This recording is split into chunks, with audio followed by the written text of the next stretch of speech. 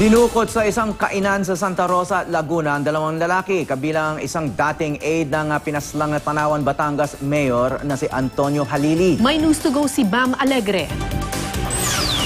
Kinilala ang mga dinukot na sina Alan Lumbres Fajardo at Ricky Atienza. Si Fajardo ang dating pinuno ng Mayor's Anti-Crime Group ng pinaslang na si Tanawan, Batangas Mayor Antonio Halili. Kwento ng isang gwardya sa mga investigador, ilang armadong lalaki na sakay ng 3 sasakyan ang dumating sa restaurant sa loob ng hotel kung saan kumakain sina Fajardo. Dinisarmahan daw agad ang mga gwardya at kinuha ang kanilang mga radyo. Pinadapa raw ang ilang guest sa hotel at nagtungo sa lamesa kung nasaan si Fajardo.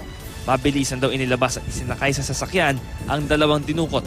Bago umalis, itinali pa raw ng mga suspect ang ilang security guard at kinuha ang baril. Nakuha ng mga otoridad ang ilan sa mga baril sa isang damuhan di kalayuan sa hotel. Naiwan ang sasakyan ni Fajardo sa parking lot at isa sa ilalim ito sa processing ng pulisya. Dati nang lumutang ang pangalan ni Fajardo sa drug matrix na inilabas ng PNP bilang leader ng Fajardo Group na sangkot umano sa kalakalan ng illegal na droga at contract killings. Patuloy ang investigasyon ng PNP kung sino nasa likod ng pagdukot at kung ano ang motibo nila. Yung isang van lumabas, yung isang van doon sa dulo. Tinanggal nila yung exit ko doon ng mga kon eh. Tinapon nila, doon sila umikit. Para makapasok dito. Yung isa dito. Yung doon kinarga yung kinuha dito. Bam Alegre, GMA News.